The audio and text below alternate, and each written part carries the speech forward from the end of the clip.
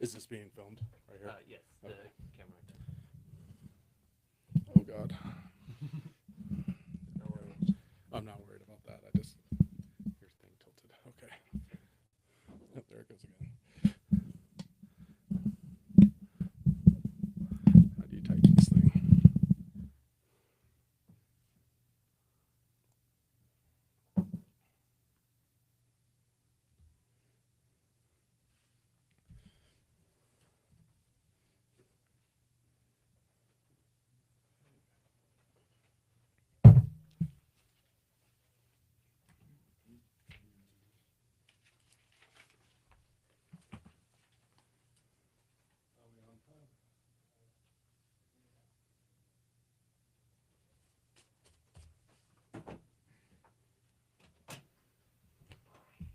Okay, now we have fun.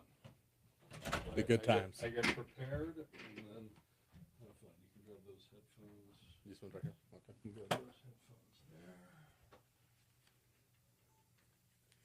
I got a monster head, so there we go. Okay, we are currently live streaming and video, so even at the breaks, we're on mic. And are we in the news yet?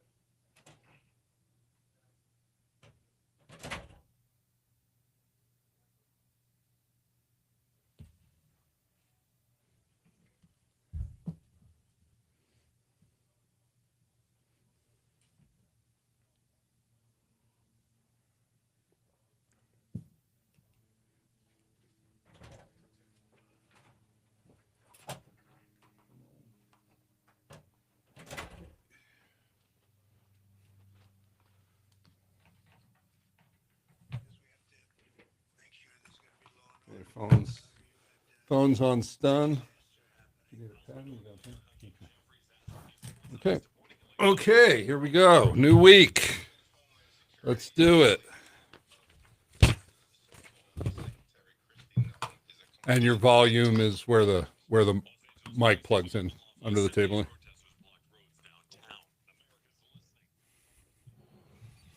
Can I? For now.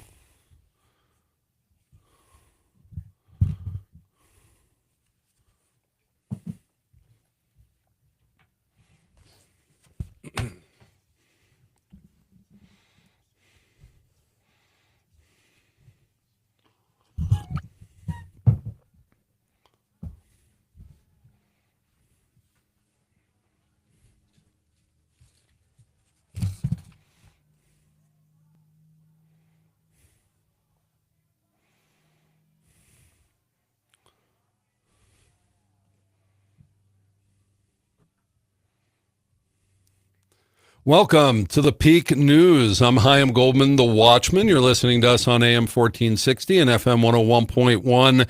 The Answer. Welcome to a new broadcast week of the Peak. Of course, this is Business and Culture Mondays, always back to work here on Mondays. And tomorrow, Government and Politics Tuesdays, Faith and Family Wednesdays, and then Media and Education on Thursdays. And we rinse and repeat, because that forces us to cover the whole region and all the different topics. Obviously, we can't get to everything. We really wish we could. Could you imagine a news organization that could report on basically everything that was important to the community and to individuals within the community? Well, I envision that, and that is why there's really no newsroom that could ever afford to do that.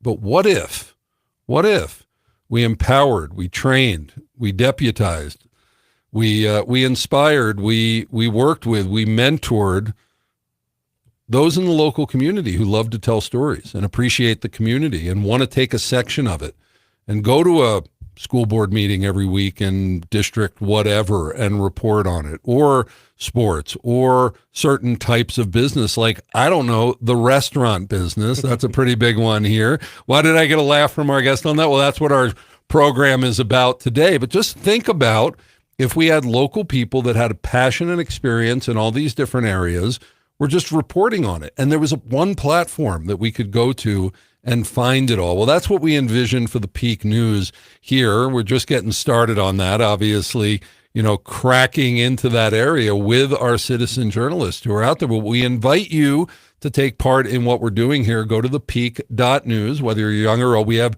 citizen journalists. Those are the older ones. We have interns. Those are the younger ones. But we cover everybody, and very, very excited through our internship program and through our nonprofit foundation that starting this August, I and others are going to be teaching in the D11 public school systems on broadcast journalism with an internship tied into doing production, so that over time, yes, we can have a news organization that covers it all, because here on the Peak, we say the quiet stuff out loud, and we need a lot of people in order to do that. So many stories to tell here. By the way, if you like listening to us on the radio, but you want to actually see what we look like, we do stream on Facebook, the Peak News Media, and on YouTube, and you can check us out. It's radio on video, so you can check it out, and you can, we can have a going tally of whether I have a face for radio or not. Big shout out to our platinum sponsor, Springs Dentist and Dr. Craig Summer, Holistic Dentistry in Colorado Springs, our family dentist, Holistic Dentistry, and check that out. It's really, really good. If you like natural health at all, or you wonder, what's with the fluoride and what's with the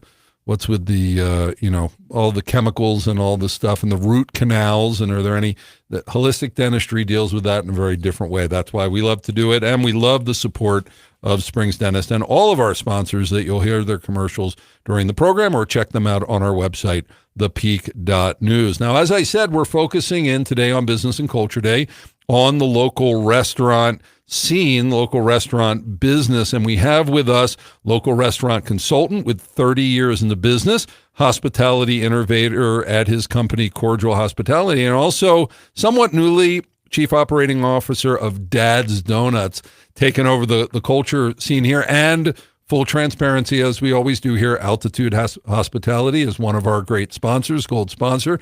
Dad's Donuts, Vine and Wheel, the Pinery, Trainwreck, and now the Homestead Collective up in the north part. And now Dad's Donuts, amazing donuts. Thank you for bringing a box of them today. Was brought to us here by our guest for the hour, CEO of Dad's Donuts, Brian Mark.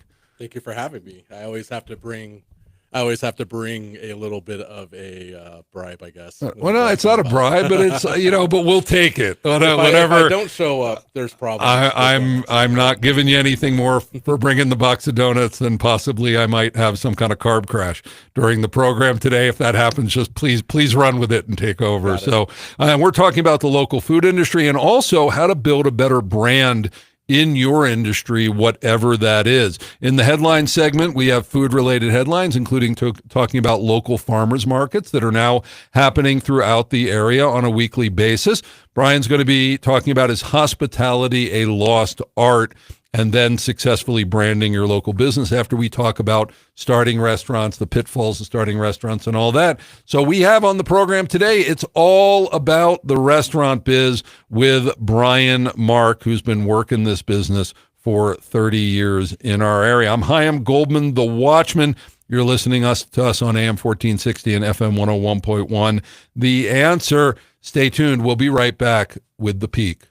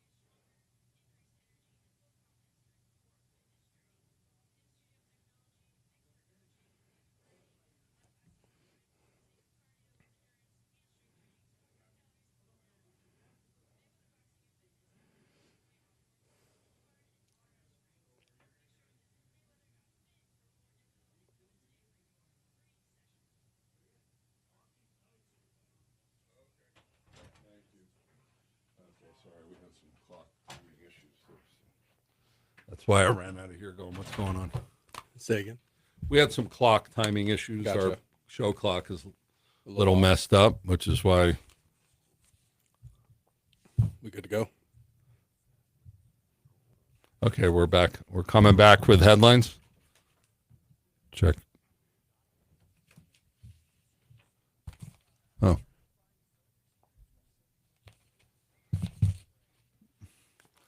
Okay, so now I'm over the 10 minutes. Okay. So.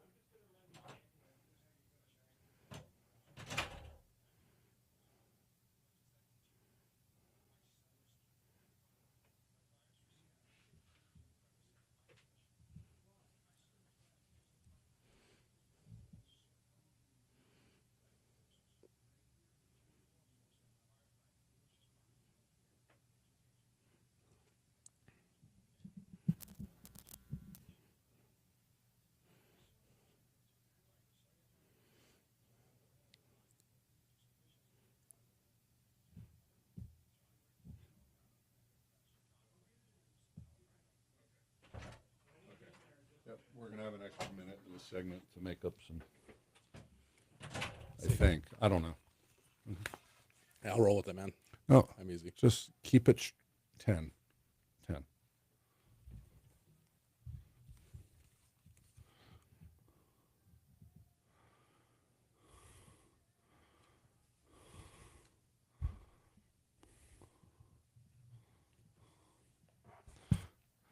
Welcome back to the Peak News. I'm Chaim Goldman, the Watchman. You're listening to us on AM 1460 and FM 101.1.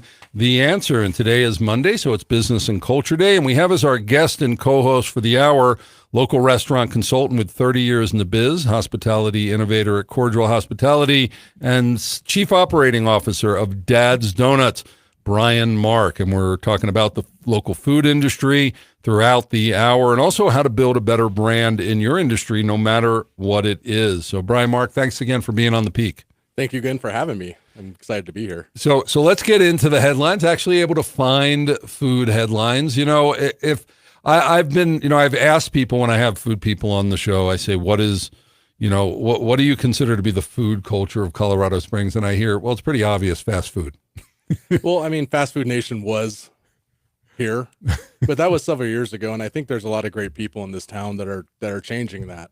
A lot of restaurants downtown that are innovating and really pushing kind of the boundaries of just the typical fast food restaurant and the very vanilla menus that are out there. Right. So I know that's your charge, is to really have a foodie culture here and to have independent restaurants thrive. Although people should know that, you know, franchise restaurants tend to be owned by local people, right? You know, they're not necessarily like owning hundreds of restaurants. Very expensive to do that. So while it is still fast food, it is still tend to be a local business in a lot of ways. Yeah, a lot of them are owned by local people, and they just happen to be successful there. They opened a couple of restaurants. So I'm more about, there are restaurants out there that are considered fast food that have great food cultures. And I'm all about promoting those people. So you're COO of Dad's Donuts. This is, again, they're a sponsor of the program through Altitude Hospitality. They opened exactly a year ago because Friday was National Donut Day. So you celebrated your 1-year anniversary. You also have your second location with a third one coming, which we'll talk about. But tell us what happened on National Donut Day. That was on Friday. And again, thanks for bringing a box of Dad's Donuts over to the I'm surprised studio. I had donuts to give you. National Donuts Day was, I think the term that we all said at the work was bonkers. It was actually busier for National Donut Day than it was for our grand opening both times. So the downtown location and the Homestead Collective location. So in total, we sold nearly 5,000 donuts between the two locations on National Donut Day. And a year ago when we first opened this business, we thought we were going to be selling 400 a day. And to be able to say that we can make 5,000 and execute it is a huge applause to our team, because they really, really pulled through for us. And if people know, if you've done Dad's Donuts, it's actually a cronut. It's a croissant donut. It takes 4 days to make. It's not like a machine popping them into the oil. It's a complicated process. Yeah, a lot of people don't understand, I guess, and I guess I can educate them right now, is how we run out. is because they take 4 days, we need 4 days of space. When we originally planned on 400 donuts, that's a significantly different amount of space than 5,000. We've changed a lot of our process to make sure we can do it, but it isn't something that we can just go whip in a mixer and go for. It is, days of planning ahead to figure out what we're going to be able to sell for that day. And only being in business a year, you're still figuring out numbers. So second article, Colorado Springs Farmers Market's opening for the season around Colorado. There are ones that are open in different places during the week. There's one at the Western Mining Museum. Let's see, Colorado Farm and Art Market at the Pioneers Museum. That's the Western Museum, Banning Lewis Ranch, University of Colorado. Different farmers markets around. You're telling me that at Homestead, which just opened up where the old Pinery North used to be, you're thinking of doing one there also? Yeah, there's a 2-acre, plot of land right in front of it that has great views of the mountains. And speaking to Mike, the operations director for Altitude, we really want to get a farmers market up there. So they're actively looking for vendors. And we're looking, I believe, on Sundays to get that done. So info@altitudehg.com. If you want to be part of it, we can definitely to be a vendor. To be a vendor. Okay. Yeah. And this article that was in the Gazette on June 4th talking about this, listing them so you can get that information there. When people do a farmer's market, is there usually some kind of, some of them are just in sort of open lots, but a lot of the time, is it because of the co-promotion of the host and having stuff on their ground that helps bring people in? Yeah, I think the location matters. I believe that farmers markets can really be anywhere, kind of like a flea market. You can kind of pick a plot of land, and if it's good enough, people will come. But I believe there is a symbiotic relationship between the location, because the Homestead Collective is a fantastic location, great views, a great spot, that it will attract people, and it will be very, very symbiotic. It'll be good for Homestead Collective and for the local vendors, because that's really what I think the goal is going to be, is can we create a local food and item, almost like in-person Etsy. That's really what farmers markets are, and there's a lot. And you want to do more than food there? I believe so. Yeah, I don't see why not. And I live in Banning Lewis Ranch. A lot of Banning Lewis Ranch neighbors know that I'm the Dad's Donuts guy, and there's a great farmers market there, and there's a lot of great little vendors that are starting out, and those are the people that are one day going to be the next generation of restaurants. So I really, really support farmers markets. Now, is that the same culture with food trucks, or is food culture, as far as finding locations, general symbiotic relationship, is that the same or is it different? I would say it's about the same. Food trucks is a little bit different because of legalities. Having a whole kitchen there. Having the whole rolling kitchen and making sure everything is good. But there is much more of I would say even more of a symbiotic relationship with the food truck and the business, because they're meant to drive guests to each other. So a great food truck, I used to own a food truck, Smokehouse Barbecue and Ramen. I still do catering every once in a while, but like Bob's Lobster Trap is a great example. People follow him, and people will go to whatever business it is because he has his food truck there, but also people will try him for the first time because they're frequenting that business. Okay. So thirdly, Passport to Summer, drink deals and more in Colorado Springs. Now in its 9th year, visit Colorado Springs. Crafts and Drafts Passport program offers a range of discounts at almost 24 establishments, along with the chance to rack up points that can be swapped for branded items. So tell me about this and how this plays into getting people out and around town. Well, I think what's so great about this, and I've always been part of it, is there's no better way to support local businesses than to be part of this Passport and participate in it, because it gives you not only a chance to go try new places, but really an incentive to go try new places. And most of these places, and I believe all of them, are actually locally owned small independent restaurants and businesses. So it's a great opportunity for you to go try something that you may not have tried before and really kind of stretch your boundaries. I think my wife and I, we sometimes get into a rut when we go out to eat, and we're like, we're going to go to a place that we've never been to before. Well, the Passport's a great way for people to motivate themselves to do that. And so again, this is through Visit COS. I'm reading this. After signing up, app users can access a list of participating businesses and instructions on how to log their visits, use discounts, and earn points, which can be accrued and redeemed for Crafts and Drafts branded merch. such as stickers, lapel pins, and drink koozies. Is this free? Is there a cost to getting the I believe passport? it's free. Yeah. Okay. So, what else would you like to add here? We're out of through the articles here, but we have about a minute left. What are some things that you want people to know sort of about you? You've been doing this for decades here.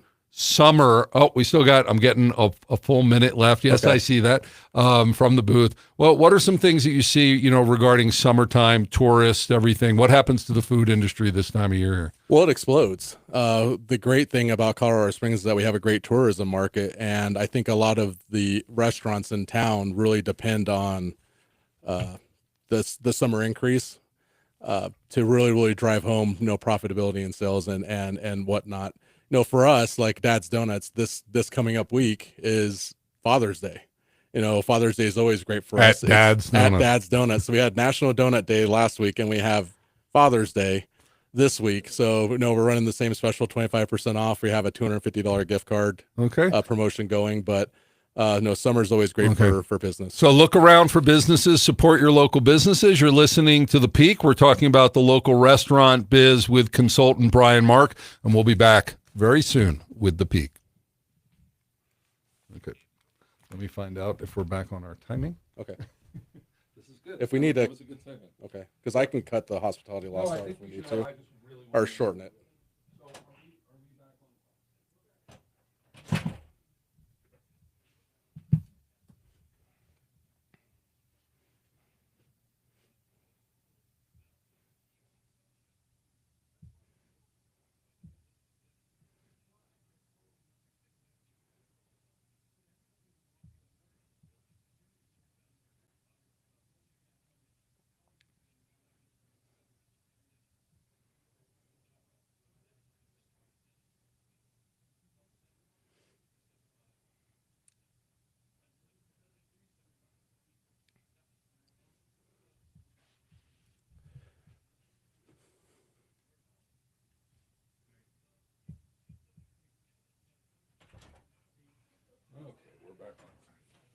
Cool.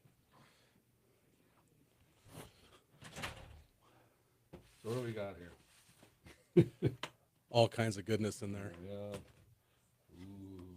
All the good stuff. I think those are I think they're mostly premiums, but our prettiest donuts. And Thank you. Yeah. So we can show.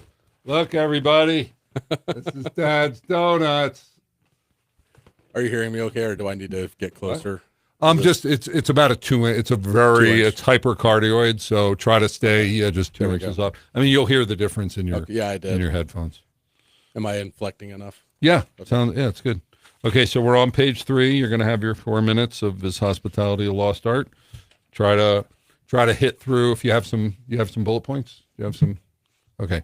I also do better if you feel free to interrupt me and ask questions, because I'm much better at riffing than I am. I will if we need to, but this is supposed to be. This is supposed to be a monologue. So try it out. But what happens is, as you see the minutes go by, just see if you have to speed up or slow down. Do you have room? It's this is part of our. It's sort of a final exam. This show helps a lot of people learn how to do audio a lot better. Okay, because I just make it challenging. Yeah, I've never been accused of not talking enough. Right, but talking in different forms, like different styles. Most people aren't used to that.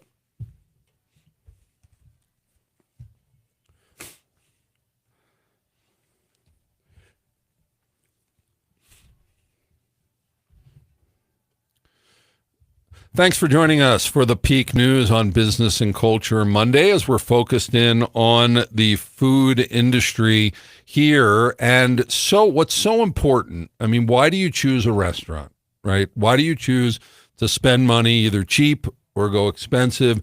Generally, it's the food, absolutely, but it's the overall experience, and a lot of that has to do with what we refer to overall as hospitality. How welcoming is the restaurant? And, we saw a lot of that with the difficulty of getting employees, what happened with COVID, all of these things, that there's a challenge to, are you just getting food, or are you getting the whole experience? And so in this segment, 30 years in the biz, local restaurant consultant Brian Mark is talking about, is hospitality a lost art? Brian Mark.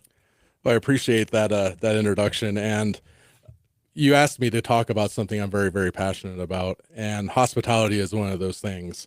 And I think a lot of people, when they go out to restaurants or even any kind of service industry, whether it be a grocery store, retail shop, a lot of people are saying that hospitality is kind of gone.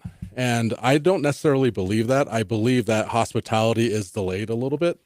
And a lot of I hate to use this excuse, but because people probably don't want to hear it, but COVID was a pretty big reason for that. So when I talk about hospitality, particularly in the restaurant business, there's the option or the analogy of the three-legged stool. And I don't know if you've ever heard it before, but really what the three-legged stool is, if you imagine a three-legged stool with a seat on it, that each leg of that stool represents something in the business. So one of the stools is food quality, one is service, and one is cleanliness.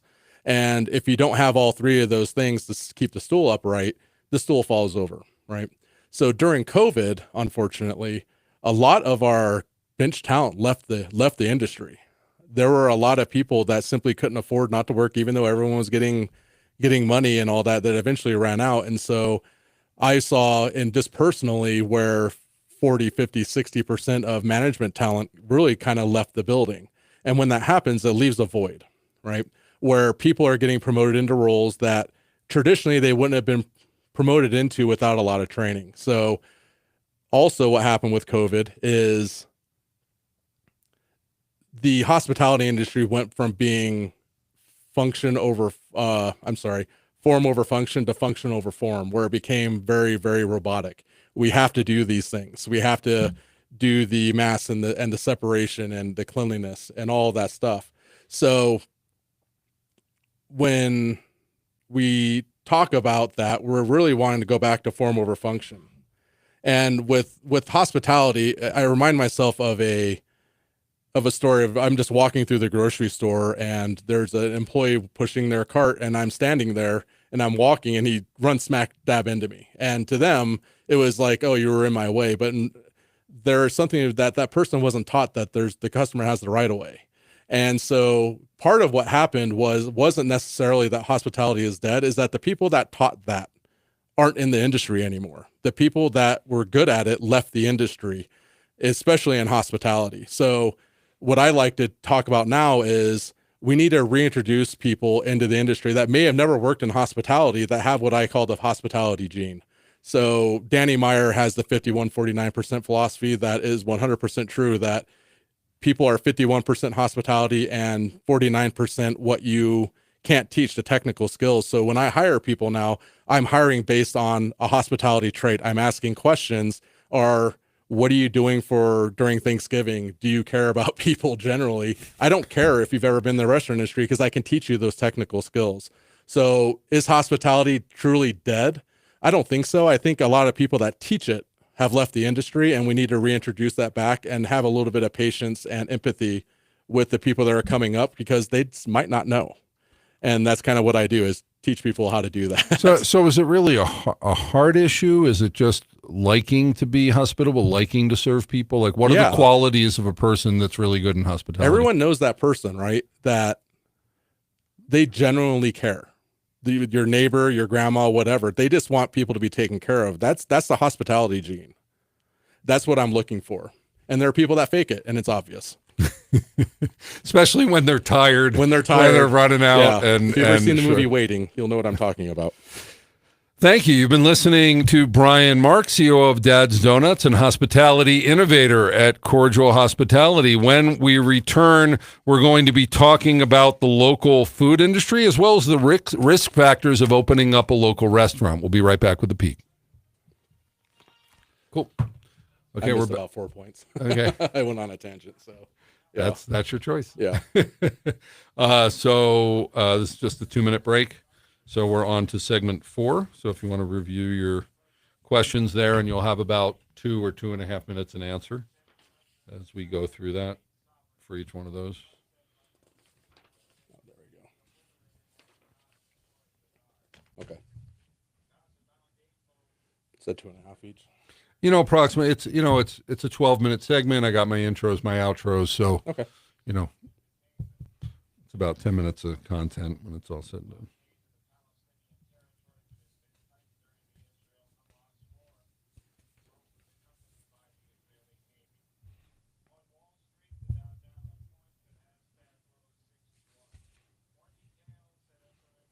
Okay.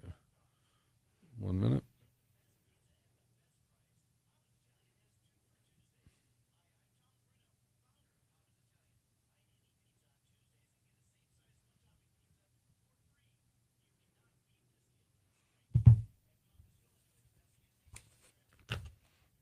Okay.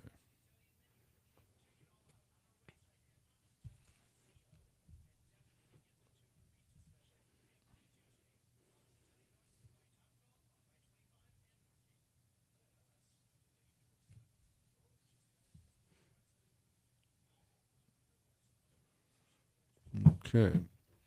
Back soon.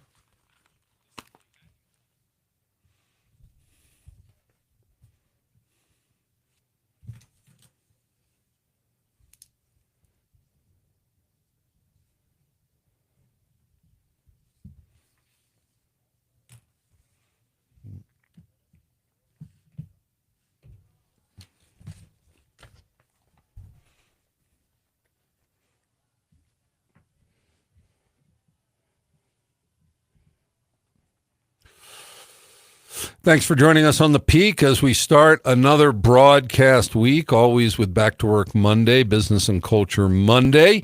And we're talking the food industry today. But before we continue with that, do a quick shout out to one of our gold sponsors, John Graham Homes, your Keller Williams partner and local Heroes Home Advantage affiliate.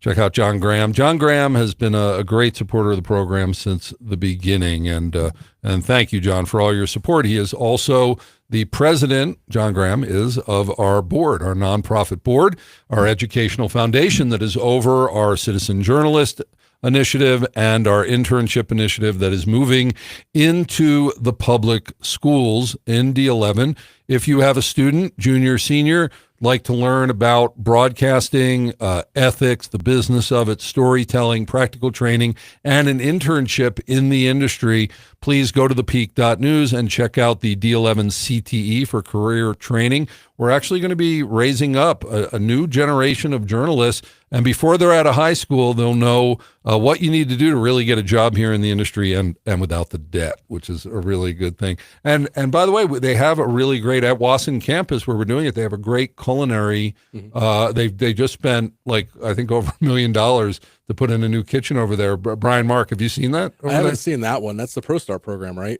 I'm not sure. I believe because they just did one at Doherty as well. So I used to speak, or I have been speaking with them as well. So it's great to see that the culinary arts are being taken advantage of in high school. Yeah, and they have so much going on down there, but was just checking out the kitchen because we realized we're going to have a podcast studio and broadcast studio there, and we're like, let's not just have the broadcast students in here, but let's do a podcast for every program. Yeah. They have IT, they have hospitality, they have aquaponics, they have graphic design, they have a whole bunch of stuff at Wasson campus. So we're gonna help them tell their stories. So we have with us as our guest and co-host for the hour, 30-year in the business restaurant consultant Brian Mark of Cordial Hospitality, and also now COO of Dad's Donuts.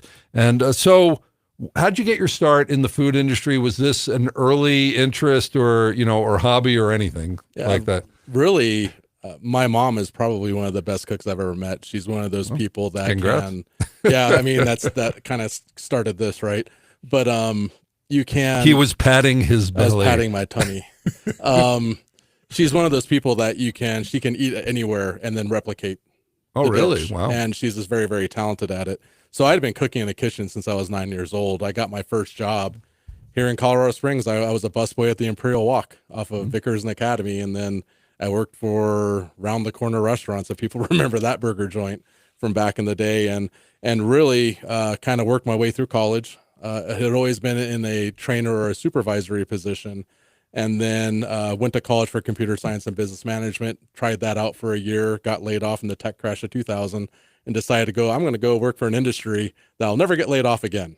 And it was food. And I went and I started working for corporate restaurants and became a corporate trainer, was typically running some of the best restaurants in the country, all the way up until I would say 2012, really, where we really started focusing. I really started working for independent restaurants, working for a lot of larger chains, and really kind of learning the aspects of the business from some really great mentors. You know, I had a mentor named Daniel Clem, who's opened up a really cool coffee shop up in Castle Rock. You know, Pete Cardillo is another one of my really, really big influences that really taught me how to do the things the right way.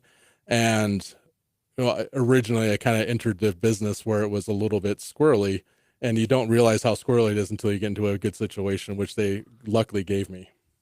So most people don't really know about the restaurant business. We eat in restaurants, but we don't know. But what we do know is they tend to be risky. They tend to be out of business within like 5 years. I don't know if that's still the industry standard, but I learned that growing up. So what are the risk factors of opening, especially a local independent restaurant, not a franchise? And what are some of the things that you definitely put on a checklist if someone is crazy enough to think about this? Because there's a lot. I mean, it's great to serve people. It's great to have food. And there's some status in it when you get a good restaurant. So there are reasons that people do it. There are reasons they're investors. But what are the risks? Yeah, there's a lot of risks. And I think what we were talking about earlier is that there are people that consider the risk and they consider the answer, but they actually don't know the answer. So some of the risk is how much is labor actually going to cost you? Is a lot of people, I call it fully burdened labor, it's the cost of your employees, the insurance, the unemployment taxes, everything, payroll, all of that is how much is it actually really costing you to have that employee in your building. That's one thing that you need to make sure you know. Secondly is food cost. There is such thing as food cost, and it's not just multiplying what you think it is by 3 and you have a number. Is how much does it actually cost you? If you have a piece of meat that you're only using 30% of and you throw the other 70% away, the cost of that product isn't the 30%, it's the whole percent, all of it. And there's a lot of people that don't get that. Next up is the lease. Signing bad leases is one of the biggest reasons why I see long-term restaurants fail. Is they didn't sign re-ups in the beginning. Is we like to sign leases where we have a lot of options to pick up options, so that in 20 years, if we're still around, we're not getting that jacked up rate anymore. And then scaling of recipes is another one. It's like, hey, mom has the greatest pasta recipe. Cool. Have you ever made it to feed 300 people? Because that's a pretty big deal. And then lastly is a lot of people forget that people are also buying you as a person and not just the brand. And I always think about this, the soup Nazi on Seinfeld. From Seinfeld. Right. Is that he attempted that brand in real life. Non-hospitality. Non-hospitality is that there are two parts of it. It's two of the stools, right? You have the food quality and the service. If the service doesn't exist, meaning your personality, you will fail. So when people are considering starting a restaurant, like what are the factors that you would say this isn't for you? I believe it or not, I've actually dissuaded probably the same number of people. Are you okay working 12-hour days? Are you okay just smiling and bearing it, right? Because a lot of people don't understand with the hospitality and really in customer service is that the customer's only job is to pay us for a job well done. Nothing else. They don't owe us anything. And that's part of that hospitality gene is our job is to make their life better because they're giving us money for that. And if you are not naturally that person, stay out of the business. It won't work for you. You'll go to bed and cry. Okay. Why did you make the switch from running restaurants to becoming a consultant? I think a couple of years ago, I realized that I was pretty good at my job in corporate restaurants, and I had a lot of friends that were working in independence. And if you work in any kind of retail or hospitality, they always say that you want to dominate your 3 and 5 mile radius around you. Well, I was really good at that, and I realized I was putting my friends out of business. And I realized that through the years that I've been in corporate restaurants, I learned a lot of things. And so I decided that, you know what, I'm doing things for these large corporations where a guy that could care less if he fires the GM because he never has to look him in the eye.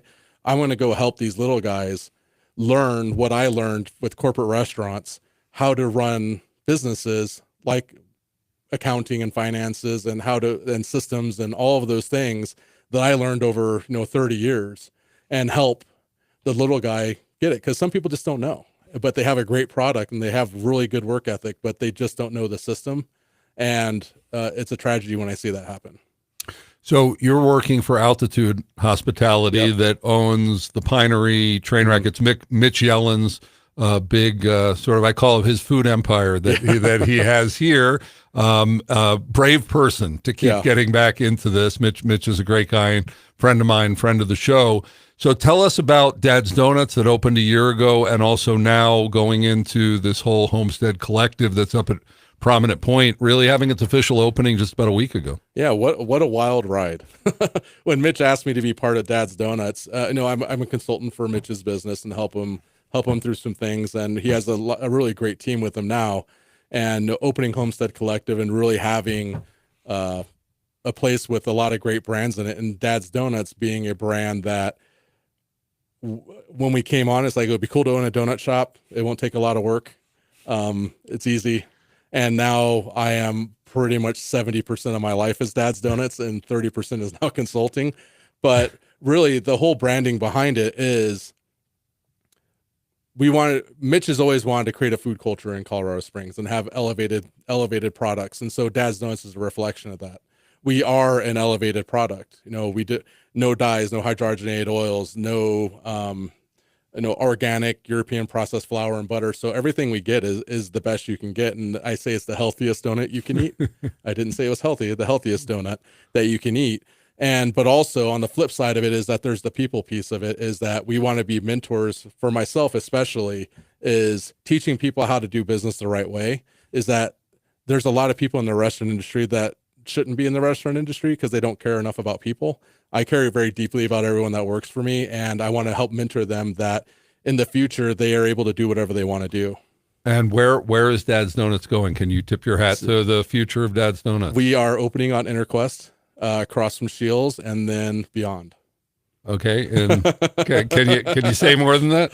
Yeah, I mean, we're looking for franchising, and so a franchise model, and we're looking for investors right now to help us get there. Okay, and so you can go to dadsdonuts.com to find out all about the donuts, the locations, and also investing in there. Yeah, we're looking towards the info@dadsdonuts.com. Okay, and right now pushing the donuts out from the one location. Yeah, so our whole model is based on a commissary, so it gives us the ability to go into really cool locations that are small because all the cooking is done in one place. And real quick, less than 30 seconds, just tell us about Homestead Collective up at Prominent Point. Yeah, so Homestead Collective, again, used to be the Pinery North building. It is now I guess not necessarily a food hall, but it's a bunch of I call it an upscale food court. Upscale food court, yeah. With a bar. Campfire Pizza. It has Sprig. It has Dad's Donuts. It has Garden of the Gods Market and Cafe. It has Till at Night, and also has an event space and a catering company working out of that space too. So a lot. And it's a beautiful location. Check it out, thehomesteadcollective.com, and go check it out at Prominent Point. When we come back with Brian Mark, we're going to be talking about successfully branding your local business regardless of the industry. Yes, there are rules and best practices. I'm Chaim Goldman, the Watchman. We'll be right back with The Peak. Good segment. Good. Yeah, man. Okay, so this, I got to find out how long. We have something called The Peak Rants, which you may have heard if you listen to any of our shows. So I got to find, he's going to tell me. What do we have for the rants? It's 2 minutes, 27 seconds. Okay. Jim's ranting about affordable housing. Affordable housing. Okay. That's a good subject. I'll stay out of that one. Okay. Little bit far afield, but that's the closest one we had for today. Okay. Great. Thanks. Okay, so this one I don't get music because I have to throw to something pre-recorded. So when we start to wrap up, like make sure to land the plane and wrap up, do a final promotion. But we'll have about 4 minutes of content here to talk about branding.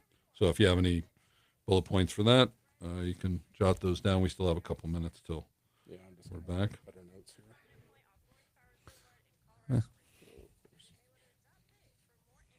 Okay. I remember I got pushed.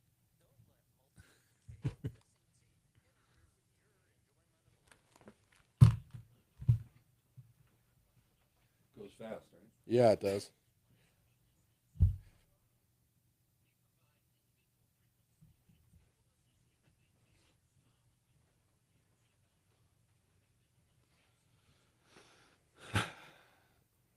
Most production's all about the prep. Yeah. Yeah. If it's organized, it's a good show. It's kind of funny because I actually have 2 logos that have won awards. Okay. And yeah, the one that I had for Smokehouse Barbecue and Ramen is essentially a Weber grill with chopsticks in it to make it look like a bowl, because it was a fusion ramen barbecue truck. Okay. And it won an Addy award. Oh, really? And so that was pretty cool. But having a sticky logo is very, very important, but not as important as the overall experience. I think some people might overthink it a little bit, but just simple logos. Do you know how the tent came up in the Dad's Donuts? Adpro Because it helped us. seems a little strange. For, Yeah, so the tent logo came about because Dad's Donuts was about nostalgia, and what about camping with Dad is Right, like right. one of those things. I mean, And I so- get that, but it's sort of a it's Yeah. circuitous. Yeah, Yeah. but people love it. Okay. So that's So what can you do maybe a minute of this on the Dad's Donut logo Yeah, and absolutely. why you Well- feel that it's the vibe for donuts? Yeah, absolutely. Because generally, camping and donuts is not. We want it to we want it to almost be like the Starbucks logo, where they don't even say Starbucks anymore. Okay. When you see that tent, we want people to identify it. And there's a lot of companies that are that way. That there's an icon that they don't even need the words, and that's something that we wanted. And I don't know if I can shout out AdPro or not on this. Well, you but- see, for us, I just picked the mountain. I picked a purple mountain. yeah, Purple Mountain Majesty. And put a radio transmitter on the top, and I Hey. was done. It works. Yeah, oh yeah. I'm okay at branding. Mm-hmm. I do. I'm a marketing guy. Graphic design, not so much. But Not so when I saw it, I said, that's it. Welcome back to the Peak News on Business and Culture Monday. We're finishing up our program with Brian Mark, restaurant consultant. But in this segment, we're just talking about branding overall, because there's something about finding the branding for your business that's really special. If you know about us, it was sort of easy. I found a good, something that looks like Pikes Peak. Of course, Pikes Peak, this is for the Peak News. For something that looks like Pikes Peak, which Pikes Peak looks different at basically every angle that you look at it. So you can get away with a lot there, but something that, and a radio transmitter on top. And I said, I'm done. I like that. I want to be broadcasting across the whole region with what is Pikes Peak about. That's our brand here in the region. So tell us about branding, and maybe we can get a little bit into Dad's Donuts, which doesn't have anything to do with donuts. It's a little pup tent, camping tent. It's a little camping tent. Yeah, I guess I'll start with that, and then kind of lead into. And if you're just tuning in, Brian Mark is the COO of Dad's Donuts, the wonderful cronut company that just Cronut. celebrated its first anniversary. Thank you. Yeah, so Dad's Donuts, one of the things that, Mitch, when he first came up with this concept, I came on a little bit afterwards, was the nostalgia factor of kind of going back to a simpler time, going back to a time where there were strong father figures in people's lives. And James, myself, and Mitch all had people in our lives that James Anderson, we've had on the show. Yep. We've had on the show. Much better at this than I am. But you're great. All of us have had mentors in my life. No, I come from a divorced family, but I had 2 fathers essentially that were both great to me. And we wanted the nostalgia factor of a simpler time. What was a cool thing to do? Well, you always went camping with Dad. And so the tent came about. And we want that entire sticky logo to be identified with us. And that's really why Dad's Donuts has the tent. So it's the vibe of Dad's Donuts. It's the vibe of Dad's Donuts. And you, James, and Mitch are all called dads. That's your official I'm position at the technically company. dad number 2. James is dad number 3, and Mitch is dad number 1. Okay, and Yeah. that goes into what I was said, things that even the customers don't directly see, but how you act toward the employees in a mentoring way. Yeah, it's really, really important to us that there are a lot of people that in the world that it's not their fault for the position that they're put in. And there needs to be people that give them a chance, right? So we have a lot of employees that we would normally have not have hired, but we saw something in them, and I'm willing to take the chance, and I'm willing to take the time to teach them how to do it the right way. Right, to be a dad. So To be a talk, dad. so talk about branding overall. Where do you start? When you're thinking about your company and your brand. I think one of the things that there are several things with branding, and a lot of people start with the logo, and that's not what you should do. It really, what it is, it's have brand clarity. Who are you and what do you want to be? And really write it down. It's this is this is what I stand for. This is the messaging I want to portray. This is, if I'm a food concept, obviously, if I sell steaks, I want to make sure people know that. But beyond that, there's the making sure you're consistent in that branding, and you're not kind of all over the place. And then there's a lot of times where the branding is too focused on the owner instead of the customer. So remember that people need to know what you are, and not, hey, they should understand this because it's me. Like, no one's going to understand that. So you have to make sure you're doing that. And then the weak visual identities, that's where the logo comes in, is having something that can be identified with yourself.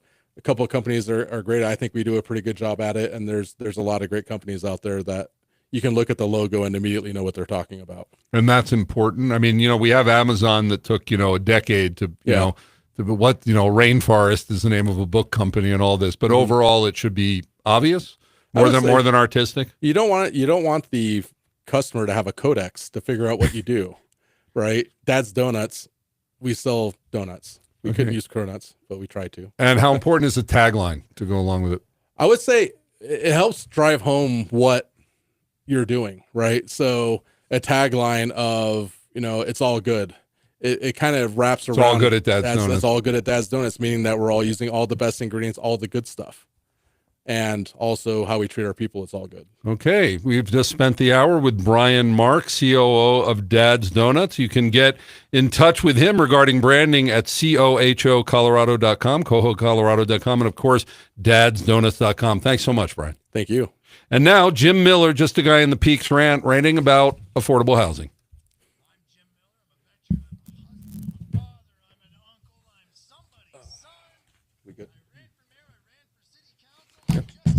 Yep. Cool. Yeah, we do this. I do a commercial, then I close. So if you need to go. No, I don't. Okay. Anywhere to go. Okay, cool. Yep, you're done. I just I closed the show, and yeah, if we can talk a little bit afterwards, if you have time. I'll hang out. Love to. Yep. Okay. Good show. Thank you. Thank you. Yeah. Yeah, I like to do the food culture, and I well, you know what I'm realizing. This actually these mics feed out to the leach feed, so they can't hear the. Wanting to build a culture in a place where people don't play nice with each other. Yeah. And that's where. Housing stuff. Housing. It's all we ever hear. I don't like hearing the phrase affordable housing. Sounds like a catch line. How about affordable living? We angle it that way and try to get, a little less taxes, a little less fees, a little less of this and that. Remember, fees are just things that if you can afford it, don't worry about the laws, rules, because the fee will handle you violating the problem. So it's just a thing for rich people who can afford fancy rich people things like condoms and napkins to go ahead and get away with whatever they want to get away with. Remember, that's all a fee really is. But the affordable housing, I have some solutions to that, I think, too. Why don't we go ahead and just get rid of a lot of the sex offenders, rapists, pedophiles, sex traffickers, all these problems? Why don't we get rid of them out of town? Who would that open up? A couple thousand houses at least? A couple thousand places to live, right? We want to get rid of it. It'll make it safer. It'll make it better. I mean, heck, we went from being the third best place to live to what? What is it, 406? Wow, way to go, Colorado Springs. Why? I don't know. Not very safe. A lot of crime, a lot of crap, a lot of nonsense. Not as good as it was, and not as good as it was portrayed. Can't even put a ribbon on what's left of it. That's like putting a ribbon on a turd nowadays. But let's look at getting rid of the pedophiles, rapists, and sex traffickers out of town. Open up some housing for other people I would prefer to be my neighbors, which is anybody else, because I don't have to be a friend to be a neighbor. I just want a good bunch of hardworking, family-oriented, decent human beings that just want to be contributing to society and have a sense of community. That is it. I ask for the bare minimum. Try to do the right thing. Absolute bare minimum in society. Remember, you want it better, be better. Put those back. Close that. Okay, so our audio. What we're saying is going out over the live stream soon. Everyone's fighting for that slice of the pie, when we're talking about sales, and it gets people to start hating each other. And when there's oversaturation, that happens, where people really start to cling onto every single penny, not realizing that rising tides raise all ships. So now the beer industry is collapsing in Colorado Springs. A lot of places are closing, and it's because they kind of created this industry, this attitude where a lot of people were against each other, and it's just crazy because it was such a cool community for such a long time. And Yeah. So what I'm thinking, with the vibe of Mitch, and especially since he owns so many establishments, usually the big guy can afford to, to be more, Yeah. calmer than the smaller guy that's trying Yeah. to figure out, only has one revenue source. Is doing this through doing a blog or a podcast blog type of thing. When I met with Mitch last week, and he said, I was talking to him about this because I have this concept now. Since actually I left that night, I went away and I was like, I think we need a whole network of not, where the Peak can be part of it, but everybody who has audio, who has video, whether it be a governmental meeting or a high school football game or podcasters, just to try to do like a place for that to get together and aggregate it. And I started talking to him about it. He said, he just said, get me, he said, he said, I can spend $1,000 on social media and I get all these hits. And I said, Mitch, I get that and I see that. And that does work. But over time, there will be another hot place. Yeah. And build the relationship now through the content and the personalities, especially since you have so many chefs and managers and owners. Like, you could have so much of the content on there be your people and promoting your place, but also open it up to other things, and build that culture and get us out of this fast food culture. So I want to talk to you, take it back to him. I think he'll see it, but right now it's more, he's so extended because he just opened a new place. Yeah. He's got money thinking about doing stuff, but you're not always going to be the new guy on the block that's hot. Yeah. You're going to want to have a sustainable business. Yeah. And if we can get in there with restaurant reviews and, and bringing on other people and trying to get people to other places, I think that will have a sustaining factor down the line. Yeah, I agree.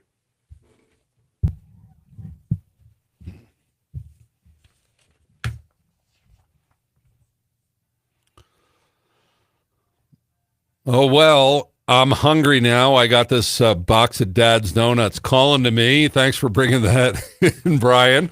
Appreciate that. It's nice when the chief operating officer brings you donuts. They're good and they know you're fresh and they're free, which is, part of, people say, I've had people in the past say, are you sugar free or carb free? I was just free. If it's free, send it my way. I'm good. So tomorrow, exciting. We have Government and Politics Tuesday, and as you know, we've been covering this ongoing hate crime hoax story. The trial was a couple weeks ago. Trying to get to the bottom of this about these claims made against our mayor by the Daily Wire and everything. Someone who's been left out of the equation, Wayne Williams. Wayne Williams is actually the intended victim of this hate crime hoax because he was running against Mayor Yemi Mobolade. And so we have Wayne on the program tomorrow. If you don't know, Wayne was former Secretary of State of Colorado, former Colorado Springs City Council member, and former mayoral candidate. And that's when this stuff went down. And he's also a lawyer. And so we're going to be bringing him on to get his take on that. And then on Faith and Family Wednesday, we have Andrew LaValle, Executive Director of Youth for Christ of Southern Colorado. Well, Larry Elder Show is coming up next here on The Answer, to make sure to stick around for that. And as well, we have our 250, folks, we've done 250 broadcasts, and they're available. Man, did that go by quick. But slow at the same time. And they are on our website, thepeak.news. So go check them out. Find a guest, a topic that you like. We've covered so much and so much yet to do. The Peak, we say the quiet stuff out loud. And with your help as an intern, as a citizen journalist, as a sponsor, as a guest, as a listener who tells others about us, we're saying it louder and louder all the time for such a time as this. Thank you, Pikes Peak Region. We'll see you tomorrow on Government and Politics Day. Watchman out. Shalom.